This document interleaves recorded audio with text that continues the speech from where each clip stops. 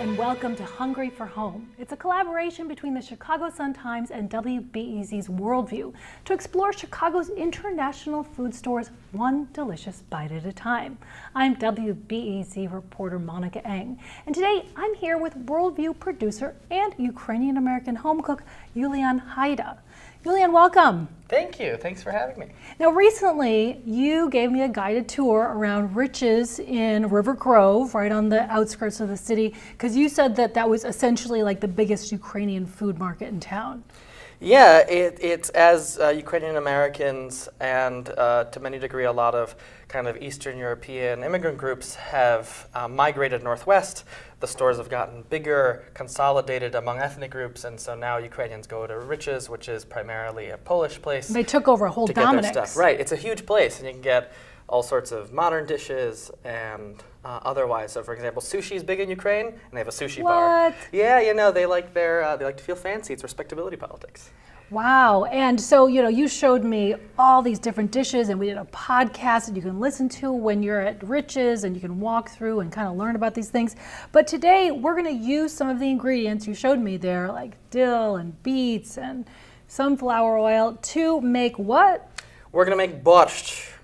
Which is that the same as borscht? Yes, okay. I'm just rolling the R. Yeah. So borscht, which is a traditional beet soup. We're going to make a vegan version. I think we're going to get to that in a minute. And one of the reasons it's vegan, or one of the ways it's vegan, is because we begin with sunflower oil. So Ukraine is one of the biggest exporters of sunflower oil in the world. You have sunflowers everywhere. It's a major kind of cultural thing, a cultural image, and it's a way of, for example, you know, not having to exploit your cows or your pigs with it, using things like bacon fat, which for Ukrainians was very expensive. So you get your oil from the sunflowers, and then you get a snack to eat during baseball games at the same time. Exactly, or while you're, you know, a truck driver or something like that, yeah. Right? So we're gonna caramelize these onions. I've cut them to be kind of chunky, moon-shaped. Yeah, kind of big. We want the flavor, and because we're doing this made for TV, I'm not gonna let it caramelize. It would take like 20 minutes. Yeah, to get the real nice brown sweetness. Sweet, yeah. Soft. But you know, along the way, I'll be salting it, and salt actually brings out the caramelization even more. Exactly, yeah. And I have a lot of salt here because later when we put the beets in, beets are very salt hungry. Meaning they would soak it up. Right, yeah. So you don't want them to be bland. And now, you know, you hear that the Poles have borscht, the Russians have it. What makes Ukrainian borscht like Ukrainian? So, like I mentioned, the kind of the vegan aspect is by no mistake. So Ukraine has been conquered and colonized from three directions: the east from the Russians, from the west by the Poles, and from the south by the Ottomans. And a lot of the reason for that is Ukraine has very fertile land. Mm-hmm. And so, as was a surplus from the land, all these kind of conquering nations, these colonizing nations, knew that they could go to Ukraine to get enough food to survive, to kind of keep their nations growing. And on another note, these are also kind of very calorific foods. So you have beets, which are full of sugar. More recently, the past couple centuries, you have things like potatoes. And these are because they're cheap to make. They grow very quickly in the land in Ukraine, which is the richest in the world. And the reason you need calorific foods is because if you're a peasant, you need to keep going. Yeah, if you're being enslaved by these three colonizing forces, you got to have something to keep you going. There are no superlatives or any strong words you're using. You know, the word slave in English comes from the word Slav. There you go. Okay, well, you got me. Yeah. The world's richest soil, and then the slaves. What goes in next? What goes in next? So I'm going in order of kind of toughest to softest. So we're going to put in some shredded carrots. So the stuff that'll take the longest to cook, you put in first. Exactly. So I'm going to toss that in. Those are beautiful purple and yellow and orange carrots, all shredded for ease.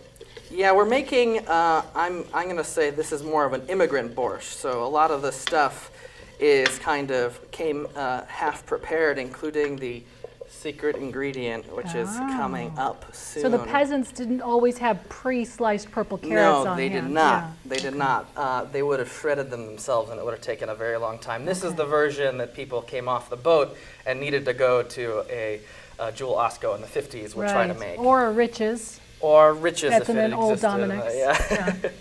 Right. Next, I'm going to toss in some garlic. That's a lot of garlic. A lot of garlic. You know, there aren't a lot of spices that occur naturally in that part of the world. And so what you want to do is you want to use these vegetables, things like onions, carrots, garlic, for their fullest potential. And kind of a big factor in Ukrainian flavor is also mushrooms. You'll get, we talked about at Riches about the dried mushrooms as being important during the winter. So we're going to toss those in. I'm going to kind of let them all reduce into kind of a big sautéed thing. Now you say this is vegan. What would have been the animal products that would have been in another type of borscht? So one of the dishes Ukraine is known for is called sala, which is unrendered pork fat. It's cut straight from the back of a pig. Beautiful white block. Yeah, and if you put it on a pan like this, it'll dissolve into this beautiful lard, and you could have chunks in here. You could use pork shoulder. You could use basically any part of a pig, which would be the kind of default animal that you would use for a dish like this. A lot of these dishes also cross over with Jewish cuisine, so that would be a difference because the Ashkenazi Jews lived in Eastern Europe, kind of shared a lot of the same territory, a lot of the same using foods, a lot of sala. but they didn't use the pork products. That would have been a festal, kind of a big holiday kind of dish. Now once these flavors meld, we're going to put in, since it's the vegan borscht, we're going to put in the mushroom stock. So if I had, for example, if this were the winter, I would reconstitute the dried mushrooms in water, but I'm going to use a mushroom medley. Once that kind of boils a little bit, I'm going to keep it kind of simmering, and I'm going to toss in the beets. Now, these are canned beets. I'll be completely frank. It's not, I don't think the difference is big enough to merit sitting for 4 hours as they boil. Can I try them? Is this a sweet sauce? Or? These are, no, this is just the beet juice. It's just straight up beets. Okay, so that's... And so you kind of, I just kind of roughly chopped them, and I kind of put it all in there, and that's where you really get the kind of the deep red color. And but I hear there's something else you use for a deep red color. Indeed. So traditionally, if you were to make this beet kind of concoction from scratch, you would pickle beets, and it would be a long process, and it involved a lot of vinegar, and it brought a lot of the flavors of the beets, and that provided like some of a base before you added the beet chunks.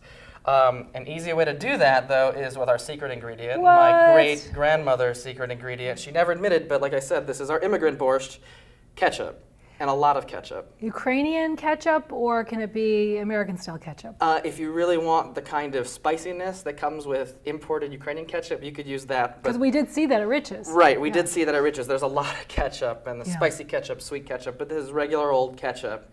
You can, as much as I'd recommend people to go to Mariano's for all of the ketchups, this is the kind of borscht that you can make going to a Mariano's instead of a Riches or something like that. And you kind of mix it all together, kind of get the ketchup. It's quite a lot of ketchup. It's, that's it's about 3/4 of a cup. Holy smokes. And we're going to let us do some more. We're going to toss in the rest of the salt. It's about 3 or 4 tablespoons. So the beets really, really soak it up. And then bay leaves and paprika is another kind of common spice, and also quite a bit. And that'll adds really... a little more color, too. Right. Yeah. Clean up over here.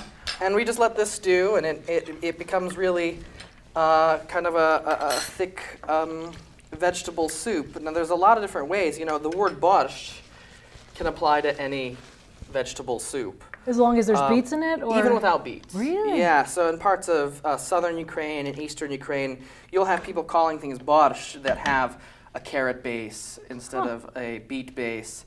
But I think most people recognize the red beet borscht for the very sweet flavor as being the traditional borscht. But this is the vegan version. And it can be a hot weather dish when it's cold, when it's served cold, and a cold weather dish when it's served hot. Exactly. So there are variations of it. I'd probably have less vegetables if it were cool. I would probably go through the fermented beet stock process to make it more of kind of a drink, so you could serve it in a mug even. And you can also like take it and whiz it in a blender and put a bunch of sour cream, and it looks like Pepto-Bismol. Like the Lithuanians love to do that. Right. Yeah, and we like to do that too. I think this would simmer for probably another hour or so, but I have. Through the magic of television, we're going to invite Worldview host Jerome McDonnell to taste. Yay! So here we have the borscht finished. Hey, Jerome. And we have the garnishes here. So we have sour cream, or you could use kind of a kefir, like a yogurt. And you're going to make a big dollop right here in the middle. This is what makes it unvegan. So if you were, for example, if you wanted it vegan, you can go without the sour cream. But this is a way of kind of giving it some depth. And then we have dill, which is a very kind of important flavor in a lot of Slavic cuisines. And we're going to kind of toss that on top. And there we have a borscht. All right, let's have it. How much do you stir the sour cream? You know, it's important? As much as you want to stir it. I think I like to break it up a little bit. I like to try a little bit of the borscht kind of on its own, the broth, and then to kind of begin mixing it in as I go. Ketchup-y. You don't taste the ketchup. It's delicious, Julian. You don't taste the ketchup. Tell me a story about the dill. So the dill became somewhat of an unusual political symbol in Ukraine about 4 years ago, because the Russian word for dill is ukrop. So in Ukrainian it's krip, in Russian it's ukrop. And what happened is on Russian television around 4 years ago, you had the people kind of supporting the rebel-led kind of invasion of eastern Ukraine as that the Ukrainian soldiers who were defending eastern Ukraine were cropping up like dill. And you couldn't get rid of them because dill is a weed. If you have dill in your yard, it'll just keep growing and growing and growing. And so they said, the Ukrainians are cropping up like dill, we can't get rid of them. They said they're like ukrop. Now the Ukrainians who are fighting the pro-Russian separatists said, ukrop makes a great acronym, Ukrainsky opir, which means the Ukrainian resistance. And so about 4 years ago, these Ukrainian soldiers would begin wearing patches on their shoulders with little drawings of a dill plant and say, we are dill, we're the Ukrainian resistance. And it became a joke, and so as they kind of turned this kind of anti